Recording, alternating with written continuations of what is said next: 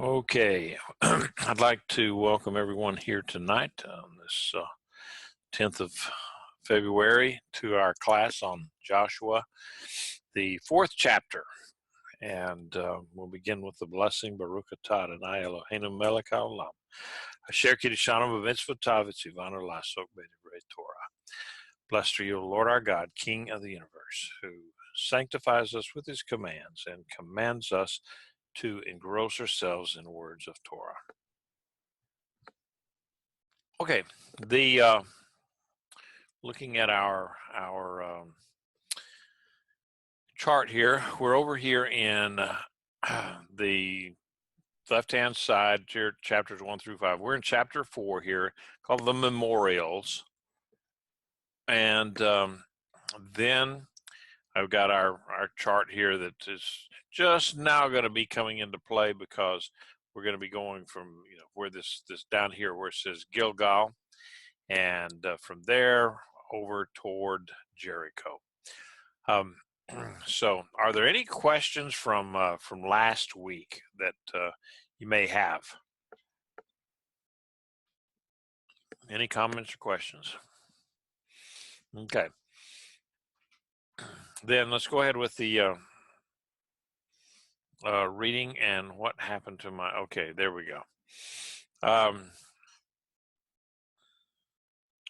Joshua 4:1-3. Now, when all the nation had finished crossing over the Jordan, Adonai spoke to Joshua, saying, "Take for yourselves 12 men from the people, one man from each tribe, and command them, saying, Take for yourselves 12 stones from the middle of the Jordan, from the place where the feet of the Kohanim are standing firm, and carry them over with you, and deposit them at the place where you will lodge tonight." All right. So, if you'll remember, last week everybody got to the point where we'd stayed on the bank of the east bank of the Jordan River for 3 days, got all consecrated, cleaned up, and ready to go across. And then God said, "Okay, now instead of the normal guys that carry the ark when the ark would travel, I want the priest to do it." And there were about 5 different times in Torah where this occurred, where God said, "No, I want the priest to do it in special occasions." This was a special occasion. So, anyway, they started out across. The priest had started out in the river, and once they got to the edge of the river, they put their feet in the water, and then the water stopped flowing from way up about 8 miles north. So, the idea that the water had stopped flowing immediately, no, it didn't. And you see all the pictures that they show of the priest standing there with the Ark of the Covenant on their shoulders, and the water stacked up right there real nice and pretty up against them and so forth. No, not so much, because the water didn't stack up. It stacked up 8 miles upstream at a place called Adam. And so the water then would have had to flow downstream. It would have taken them minimum of an hour, 2 hours to go from that spot up where the water stopped flowing and started stacking up, and until it got down to where the children of Israel were. But then what would happen, though, is what you'd think is water went flowing through, and this had been in flood stage, and so they would start putting their feet in the water, and it would be all muddy, and they would bog down. But this is not the case. They walked across on dry ground. So that was a miracle in itself. So anyway, here is, the priests would carry the ark. Well, that was not an unusual thing, because here is a relief carving that it was in Egypt, and what it's showing was the the priest carrying a sacred model of a boat, or a representation of a boat. So that idea of carrying the Ark of the Covenant on the poles was not an unusual thing for those people back in those days. So just thought that was kind of cool. Found that picture of them carrying the some kind of a boat or something, whatever it is, in Egypt. So piling up stones was it's often a covenant ritual. They would stack up stones there in the Middle East, and it was a common method for preserving the memory of important events. And so I saw lots of modern versions of stacking stones on top of some of the cliffs surrounding the ancient city of Petra. You go up there, and then also driving through the countryside there in Jordan and in Israel, you'd see stones stacked up on top of each other, and those were boundary markers marking the boundaries of somebody's land that they had, or their grazing rights, or whatever it was. And so I just thought that was an interesting way of lining up their boundaries, and that's one of the reasons that the Bible said very specifically, says don't be moving boundary markers. And for us, I mean, that would be kind of tough in many cases to move boundary markers, because then you're going to have to pull a 3 or 4 foot pole or rod out of the ground, and that's not so easy to do.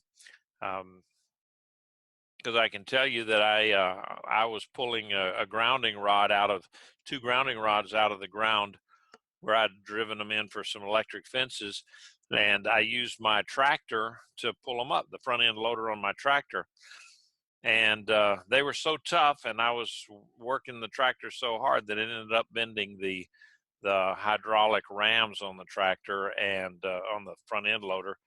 And about $2,800 later, I was able to get the thing all back together again. So moving boundary markers nowadays would be kind of tough. Back in those days, you move a bunch of rocks over, but that's what they used them for in many cases, a boundary, or also for memorials. And so we got some here's these dudes drawing of carrying these rocks, and it says pick them up, one that you can carry yourself, just one guy. And so hopefully all of those guys were pretty strong, and they could pick up a big rock and carry them over. And so here are some memorial stone markers that are still in existence today, that they found out in various parts of the Middle East. And you can see them out there, that they don't look like the surrounding rocks. They definitely look like they have been placed in some place that it's not like the surrounding area. Now this one on the bottom left hand side is a circular, it's hard to see here, but this is a circular monument that is kind of hollowed out in the middle. It's just got a circle of rocks on the perimeter here, and then it's got little smaller rocks on the inside, and it's called and we'll get into it later on, but it's called a Gilgal, and Gilgal just means circle. So anyway, those that's what they did there. They got some rocks and piled them up on one side of the riverbank, and then we'll talk about in a minute that they piled up a bunch of rocks on the other side too. So any questions or comments on that so far? All righty then. So let's look at verses 4 through 7. Then Joshua called the 12 men whom he had appointed from Bnei Israel, one man from each tribe. Joshua said to them, cross over before the ark of Adonai your God into the middle of the river of the Jordan. Each of you lift a stone on his shoulder for the number of the tribes of Bnei Israel, and let this be a sign among you. When your children ask later, what do these stones mean to you? Then you will say to them, because the waters of the Jordan were cut off before the ark of the covenant of Adonai, then when it crossed the Jordan, the waters of the Jordan were cut off. So these stones will be a reminder to Bnei Israel forever. So the 12 men, these are the ones that had been previously called up in verses 1. And now they were being put to to the task to which they were called. Now they were told to get rocks and lift them up onto their shoulder, and rocks from the middle of the Jordan. Now, if this was the case, I think these rocks would have been smooth and water worn. They wouldn't look like the rocks that these jagged edge rocks that were so plentiful. They were just ubiquitous in the area. These would have been, I think, worn smooth, or at least had the edges knocked off of them, worn smooth by the action of the water. And I think all of us have seen what we call river rock, stones that have been in a stream, and over the years, the water and little pebbles and everything just wear them down into small into round rocks. So you wouldn't see the jagged things. You might see some of these. Look, these are kind of rounded off a little bit, so something like that. But anyway, then that way, later generations would be able to see the difference in the stones and recognize that these were indeed special.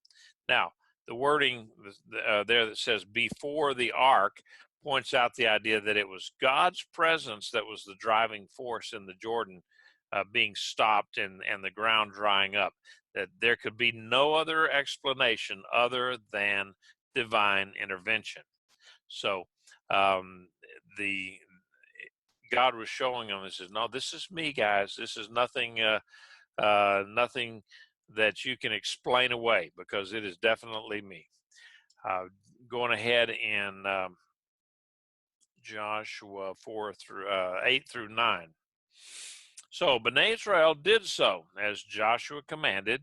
They lifted 12 stones from the middle of the Jordan, just as Adonai had said to Joshua, for the number of tribes of Bnei Israel. Then they carried them over with them to the lodging place and put them down there.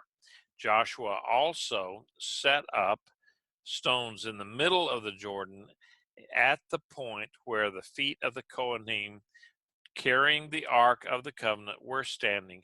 They are there to this day. Now, it's kind of interesting that they went. One of the things that it says that they did what they were commanded to do, and we see that a lot of times in a change of command, people sometimes are a little reluctant to follow the rules of the new guy. Years ago, I was in a company in the oil field, and this company bought out a smaller company. Well, the guys in the smaller company they kept saying, well, they kept claiming the name of their original company and not the one which I worked for, and they would even wear the clothing that came from their company rather than the uniforms that my company had.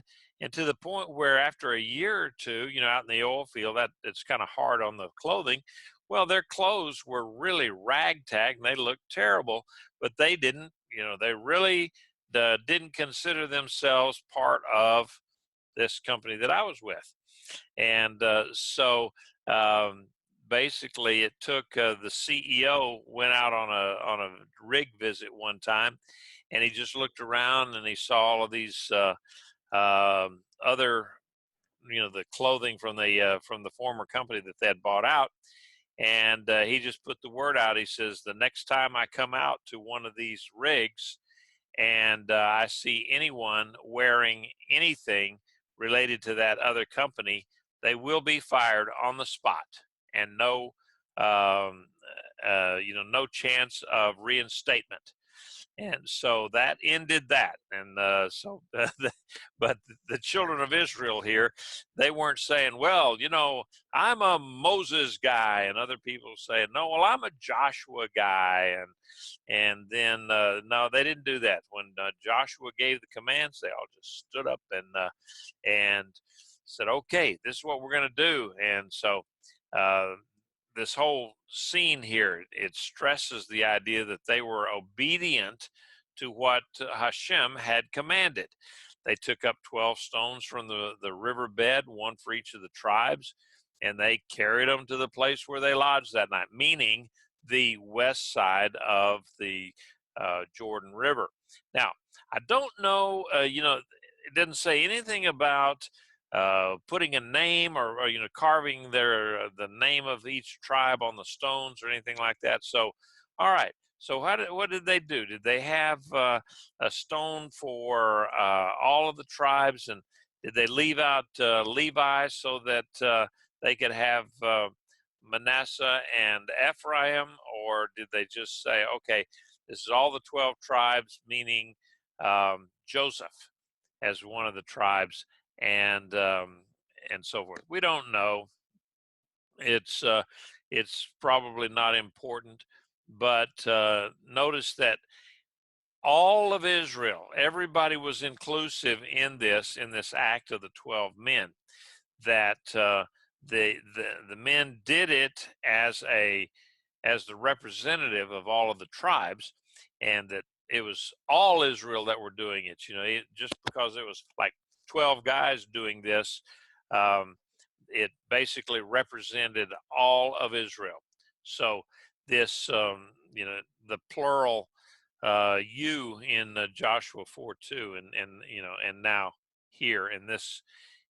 So what would we say? It's the goes back to like that old joke about what do you mean? It's the story of the Lone Ranger and Tonto, where they're out there and they're surrounded by hostile Indians, and the Lone Ranger says, well, Tonto, looks like we are in a lot of trouble. And Tonto says, what do you mean, we, white man? So these guys doing the 12 the 12 men picking up the 12 stones, that was all inclusive. That represented all of Israel, and they would go out there and make that monument that was all inclusive, and it recognized all of them. Any comments or questions yet? All right. Now, there's one thing there that it does say that these rocks were standing there to this day, and that kind of gives it a historical perspective. Remember, this book, some people say it was written about 20 or 30 years after these events took place, so that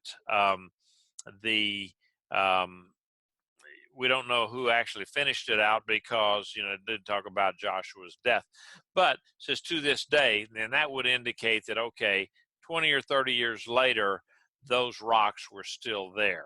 Are they still there today? No, they're not. That's 3,500 years later. We wouldn't expect them to be, but at the time of the writing of the book, they were there. All right, verse 10 through 11. The Kohanim who carried the ark remained standing in the middle of the Jordan until everything that Adonai had commanded Joshua to speak to the people was completed. According to all that Moses had commanded Joshua, the people hurried across, and when all of the people had finished crossing over, the ark of Adonai and the Kohanim crossed over in the presence of the people. Now, I want to look at a couple of things here. Verse 9 and verse 10. There's a word in there that is said in the middle of, or in the midst of. Here in verse 10, it says, and the ark remained standing in the middle of the Jordan River. Back up in verse 9, it said, so Joshua also set up 12 stones in the middle of the Jordan at the spot where the feet of the Kohanim carrying the ark were standing. Okay, now, in many ways, this word middle, the word that they're using there is betok. And you see it here written in Hebrew, and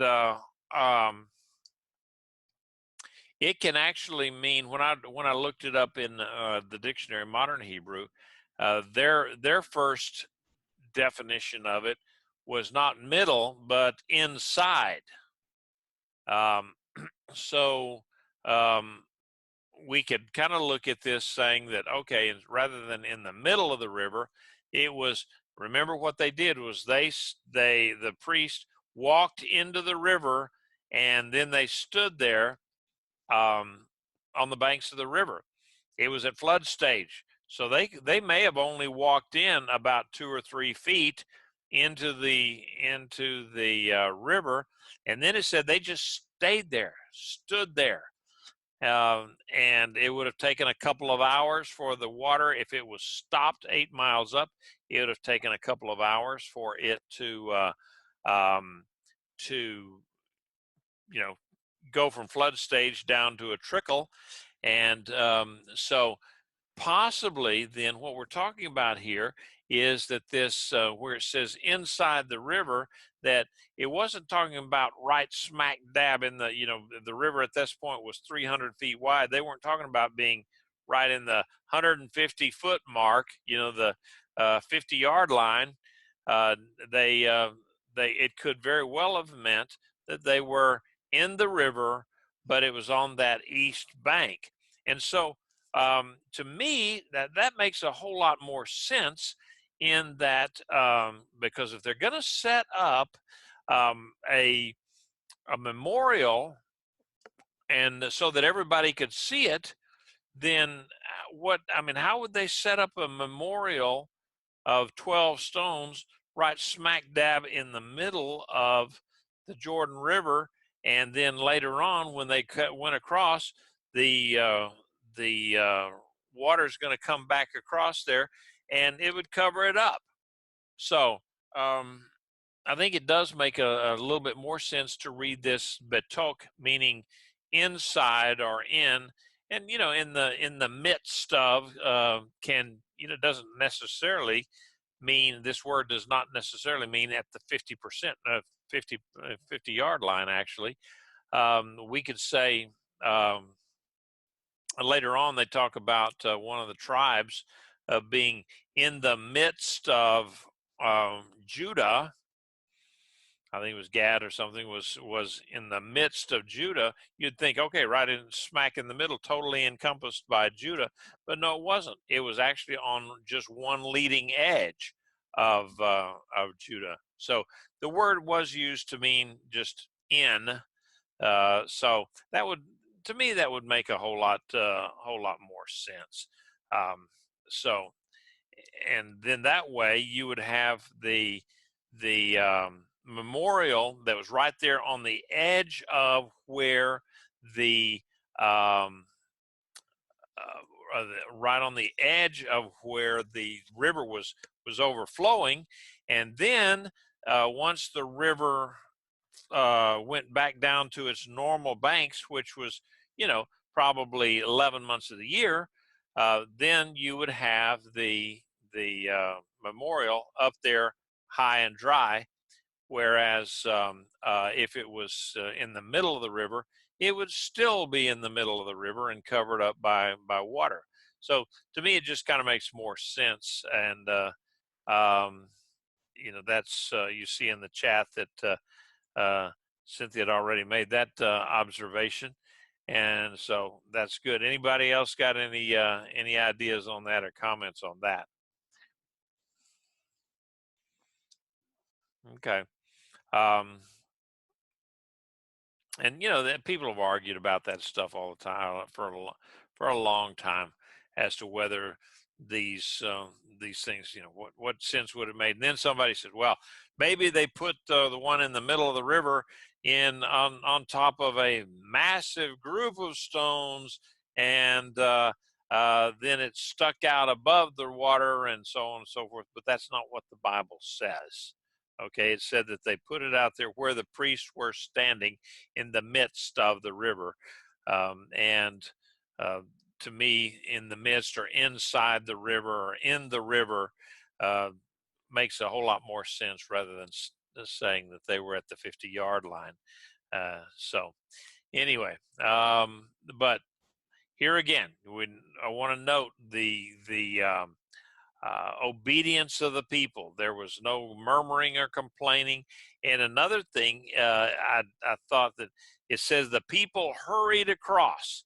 So here they were. They'd been standing on the bank of the east bank of this river for 3 days because they had to go in and get consecrated, and to take a bath, change clothes, and just don't do anything that would have made them unclean. So at that point, then they were to cross over the Jordan in perfect right standing with the Lord. And so they've been watching this, getting ready for it. And then what happens? Joshua says, okay, now 12 guys, you take these rocks and you take them out from the middle of the river out there, someplace in the river, and you take them over to the other side and set them up on the other bank.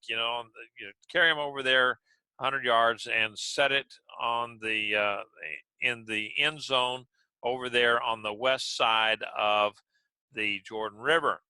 And then on this side, he says, oh, and get some more rocks, and you take them and you put on this side of the river. And so they did all of that, and the people are still waiting. We're talking about a couple of million folks here, and they're all standing there looking at this, waiting, and that the ones way in the back there, a couple of miles away, up on the side of the hills, they're looking down there and say, what in the world is going on down there? They were anxious. And so then when finally they got everything set up, they got the rocks in place on both sides, and um, Joshua said, all right, it's ready to go. Go. And he said they all hurried across. And so you kind of wonder, okay, were they anxious to get over there and start fighting? Or were they anxious knew that they had to cross that river, and that any second now they just felt like, oh man, that water's going to start coming again, and we're going to all get swept away. And some of these people were there. They crossed the Red Sea, so they remembered. They would have been anybody that was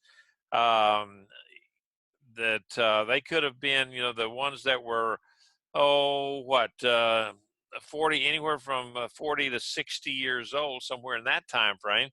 They would have remembered the Red Sea and the wall of water and everything. Well, now there wasn't any wall of water; it just dried up, and so they're saying, what is giving here? So they hurried across. Pete, you just unmuted yourself.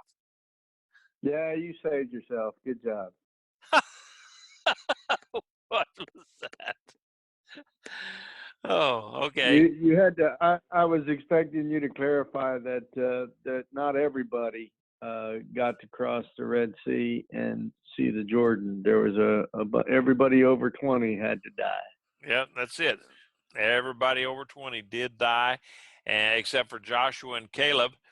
And we sometimes forget about that. People talk about this generation, and so but no, the people that were somewhere between the age of 60 and 42, 40 to 42, somewhere in that time frame, they had seen all of those miracles. They were still alive at coming out of Egypt and crossing the Red Sea and seeing Torah given at Mount Sinai. So I mean, those were eyewitnesses at and so they're looking at all this kind of stuff and saying, oh, "Wow, this is very similar to what we had experienced before." So they went ahead and crossed over, and it says that they hurried, and so that to me also tells me that this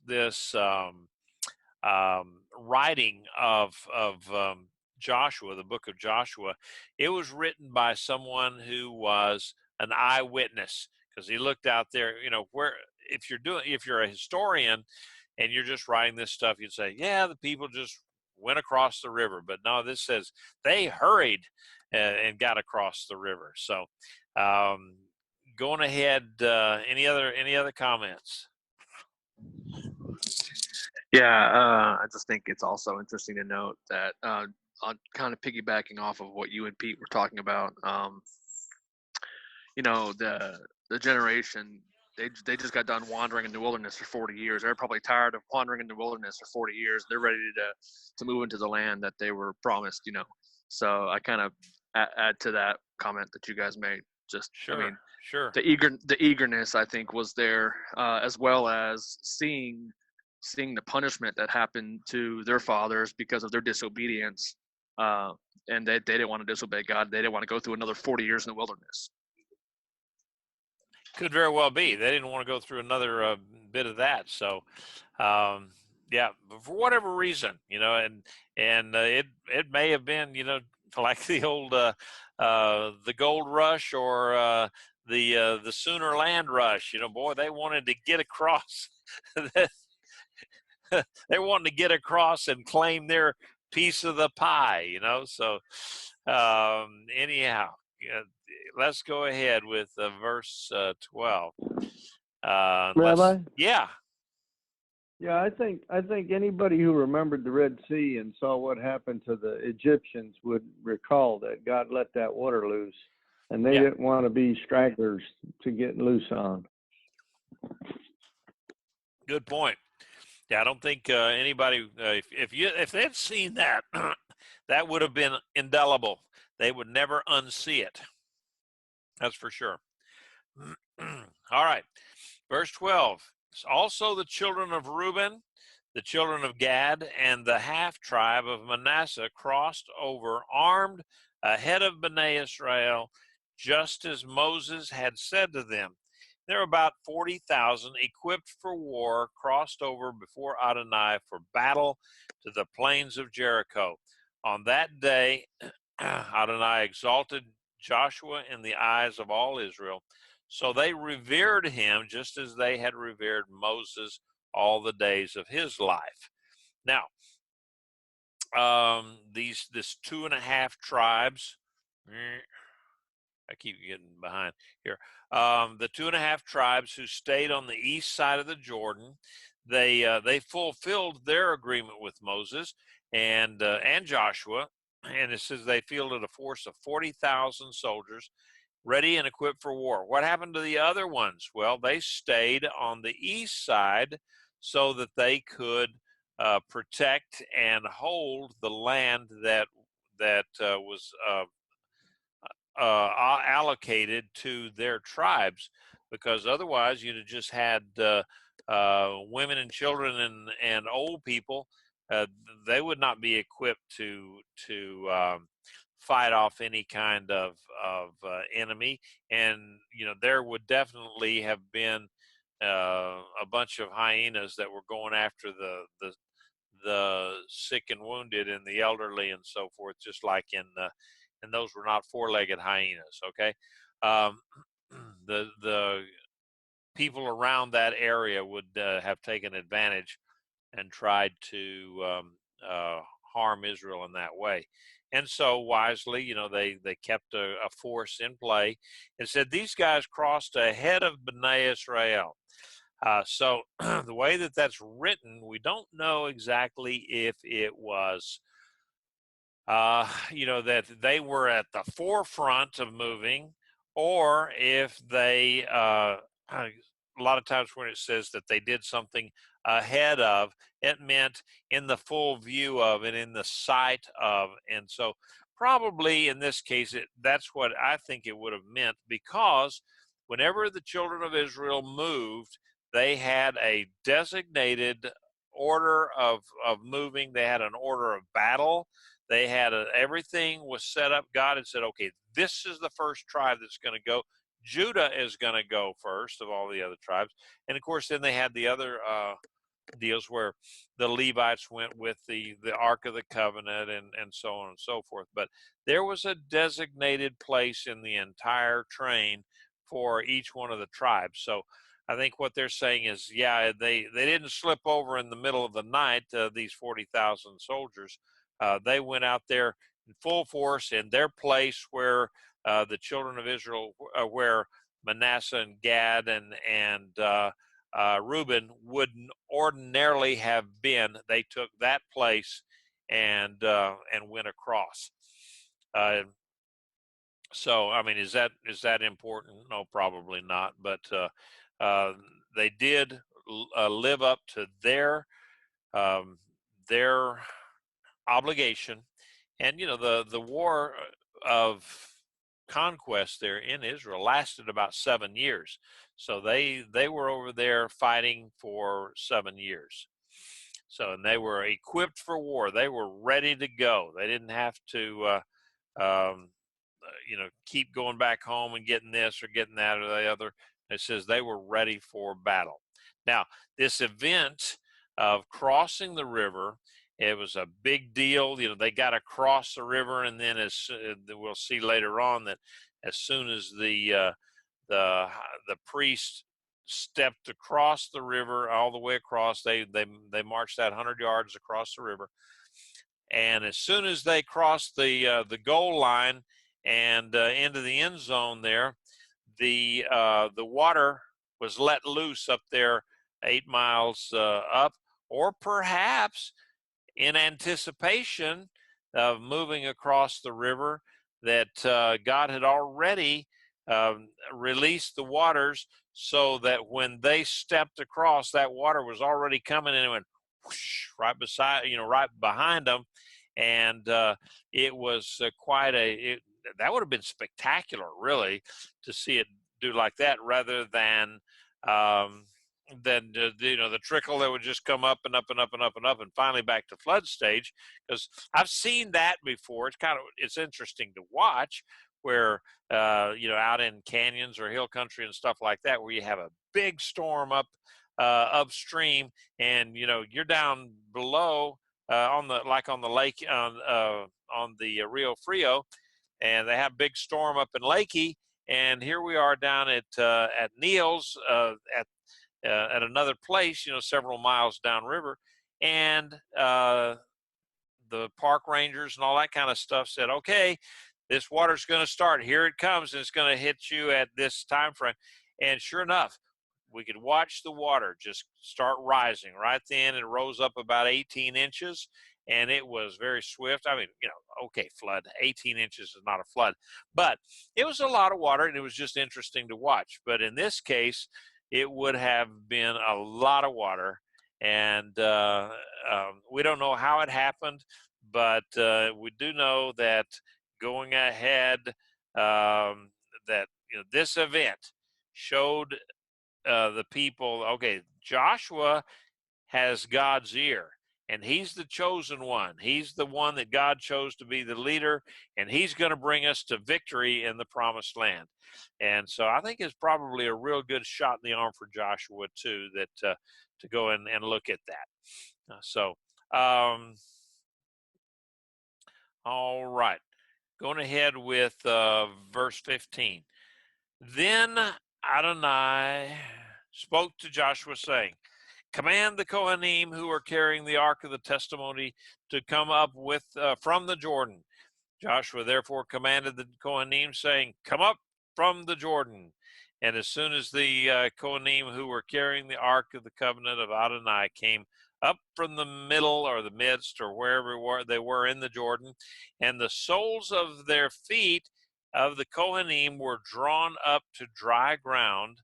The waters of the Jordan returned to their place and overflowed all its banks as before.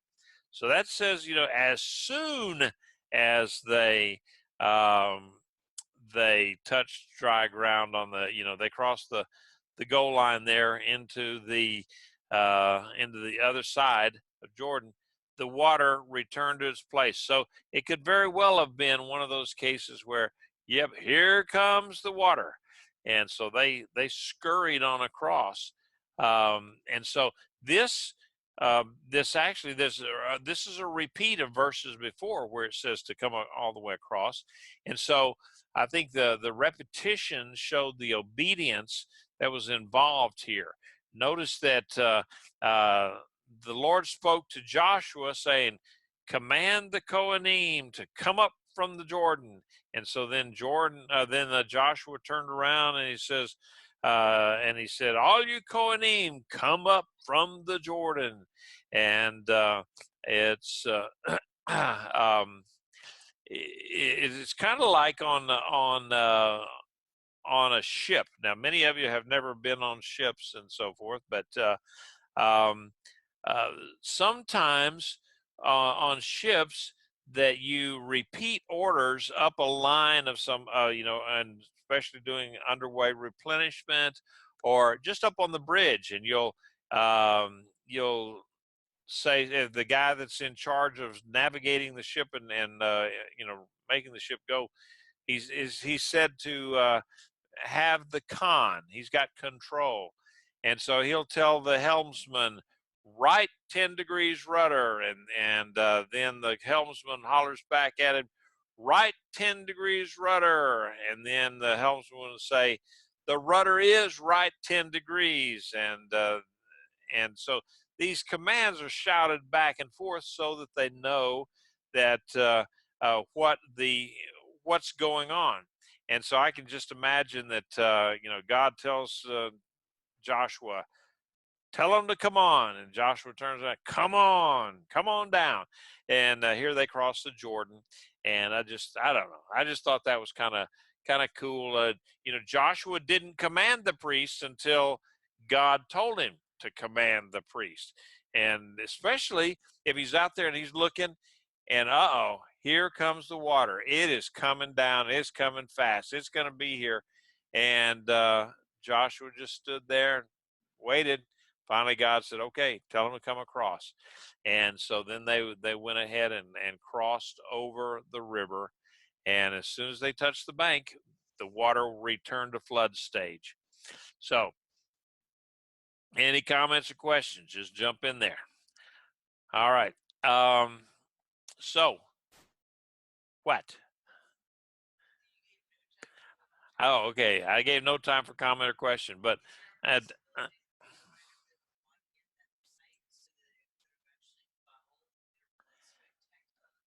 okay, she's saying that was there a wadi at that site? At that point, where they crossed over, it was very wide, and it was an area that they had a lot of land on either side that was a wide valley. Further up, 8 miles up, was where the narrow wadi with the high walls was, and that's where it was speculated that perhaps there was an earthquake or a landslide that blocked the water.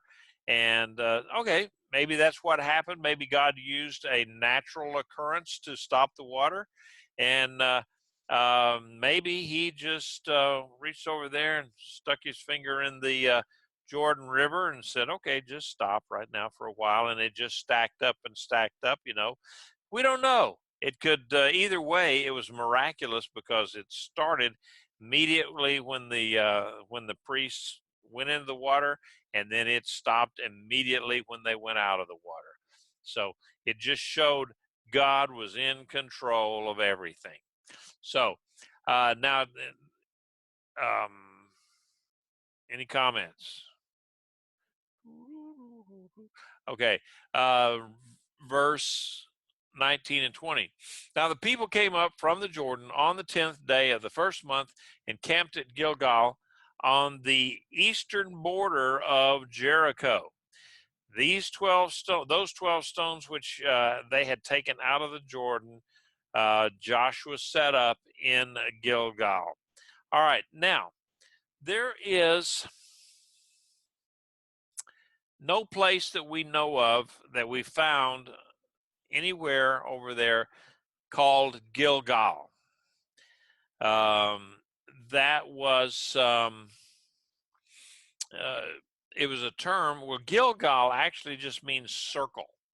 All right, and so they're saying that, well, there are several Gilgals because it just meant a circle. And it's kind of interesting to note that they gave the calendar date that this was the 10th day of Nisan. The day that was the day that the lambs were taken into the homes and inspected for Pesach. And so here they're crossing the river, and just a few days before, like 4 days before Passover, and you know, God he likes those anniversary dates. He really does. And so just I thought it was interesting that they saw their redemption from Egypt at Pesach some 40 years earlier, and 42 years earlier, something like that. And now they're seeing they're going to redeem the land now at Pesach. So, and first it was the people were redeemed, and now the land is going to be redeemed. All right, so there is a professor. He has gone on to his reward. A guy by the name of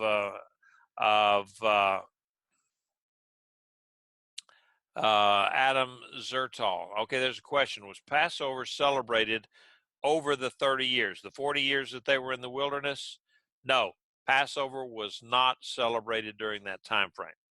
The reason I say that is because the ruling was that no one could celebrate Passover, no man could celebrate Passover unless he had been circumcised, unless he was circumcised. Well, then that would have left out most of Israel.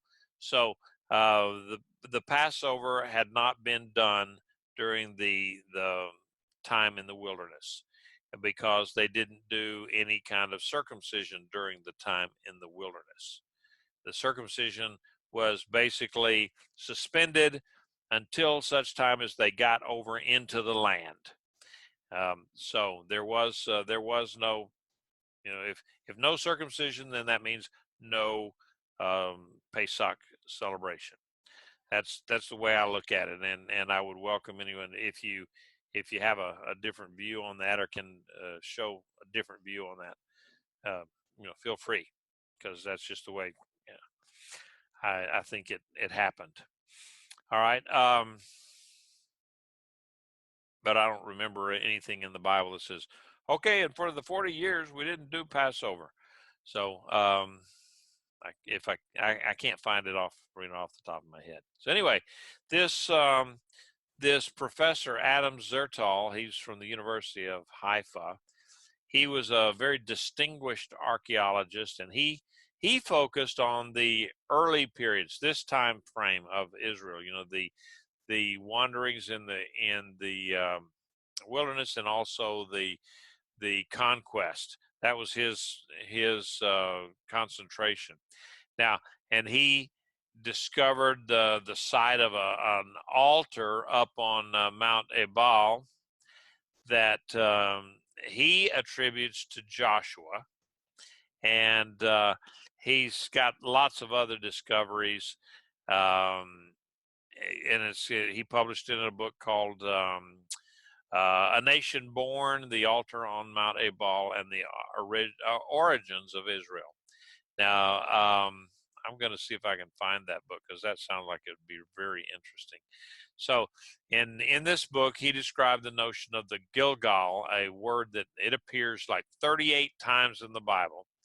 The Gilgal in the Bible was not a specific location, rather it was a common name for a camp or a religious site.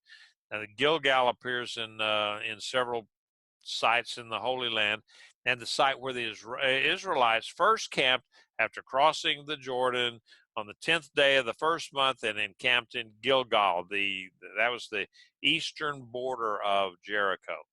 And so in this book, he states that the quest for this Gilgal, the first place after the crossing, is one of the important riddles that biblical researchers have been trying to solve. So anyway, he went around looking for various potential sites, and they're called Gilgals, back for basically 22 years. He did that, and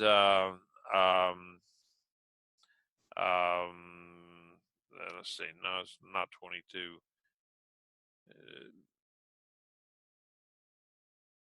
Yeah, 12 years that he did that, and so he found 5 locations that were over there, and one of them called Argamon. And let me show you some of these things. Okay, there's one of them here. Kind of hard to see. It's found on the West Bank, and I don't know why they took such a long range picture of it, but there's a lot of places on the West Bank that they have these little signs on the fence posts that say landmines.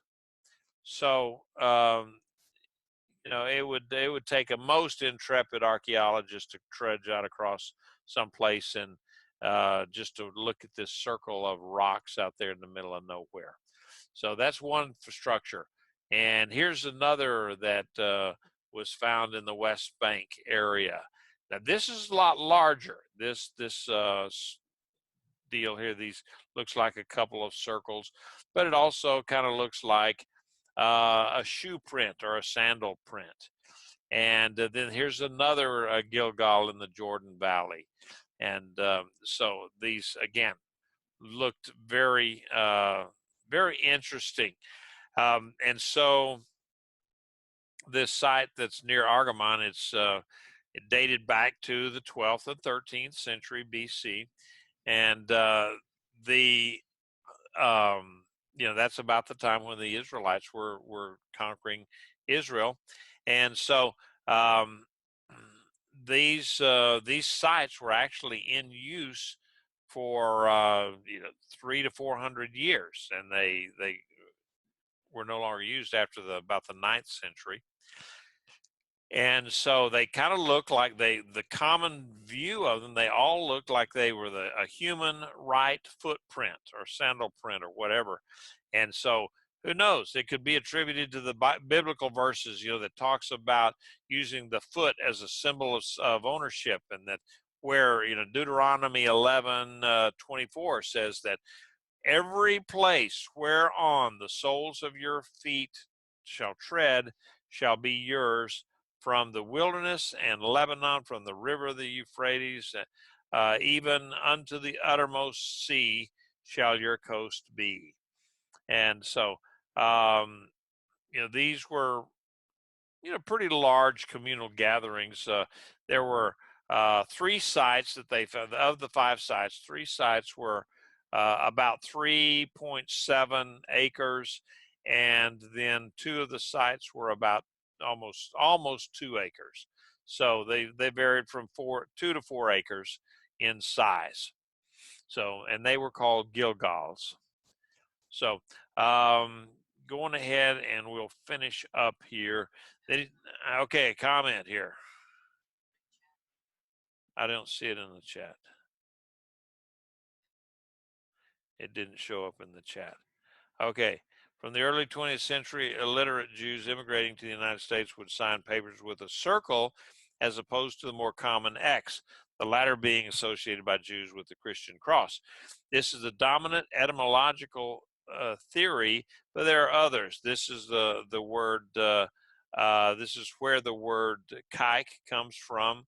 And keikel, I started to say, because the Hebrew says keikel. Okay, keep reading. Keikel comes from, which was not a racial slur at the time. So there you go. All right, good comment.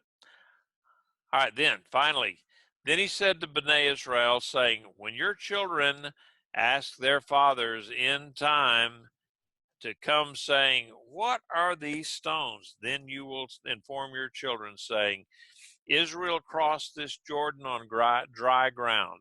For Adonai your God dried up the waters of Jordan before you until you crossed, just as Adonai your God did to the Sea of Reeds, which he dried up before us until we crossed, so that all of the peoples of the earth may know Adonai's hand is mighty, and so that you may fear Adonai your God forever. So, the memorials are important to God. Remember that, every year we have Rosh Hashanah, which is the first day of the secular new year, but it's actually the first day of the seventh month. And he tells us on that day, a Yom Teruah, day of blowing, it says, that you take the shofar or the trumpet and you blow the trumpet. And remember, well, he doesn't tell us what to remember. It just says, blow the trumpet and remember. So he's all about us looking back and remembering, because it's that old deal of those that don't remember their history. It's bound to repeat itself.